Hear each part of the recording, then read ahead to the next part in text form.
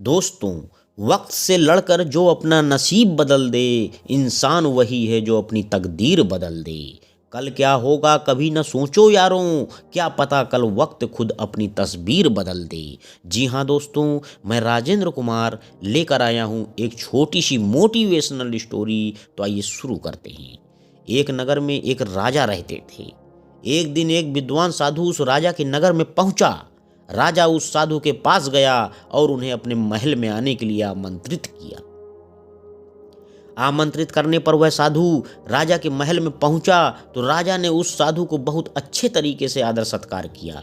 राजा की सेवा से साधु बहुत खुश हुआ और जाते समय राजा को एक ताबीज देकर गया और राजा से कहा कि जीवन में परेशानियां खत्म नहीं हो रही हों और आपको ऐसा लगे कि सब कुछ खत्म हो गया है तो इस ताबीज में एक कागज पर लिखे मंत्र को पढ़ लेना, लेकिन इससे पहले इस ताबीज को मत खोलना। राजा ने साधु द्वारा दिए गए ताबीज को गले में पहन लिया। कुछ दिन बाद राजा के नगर पर शत्रुओं ने आक्रमण किया और शत्रुओं से राजा की सेना हार गई। राजा अपने प्राण बचाकर जंगल की ओर भागा और छिप गया। उसे गुफा में शत्रु के सैनिकों के कदमों की आवाज सुनाई दी तो राजा को लगा अब मैं फंस गया हूं और सब कुछ खत्म हो गया है, यह सैनिक मुझे बंदी बना लेंगे। तभी राजा को उस साधु के ताबीज की याद आई। राजा ने तुरंत ताबीज खोला और एक कागज निकाला। उस पर लिखा था, यह समय भी कट जाएगा।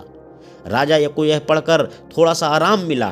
फिर कुछ देर बाद सैनिकों के कदमों की आवाज आनी बंद हो गई तो राजा ने गुफा से झांक कर देखा तो सैनिक वहां से काफी दूर चले गए थे।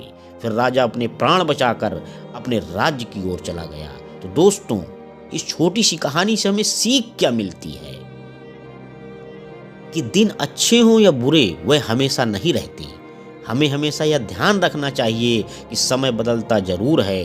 बुरा वक्त हो तो हमें यह सोचना चाहिए कि यह समय भी कट जाएगा।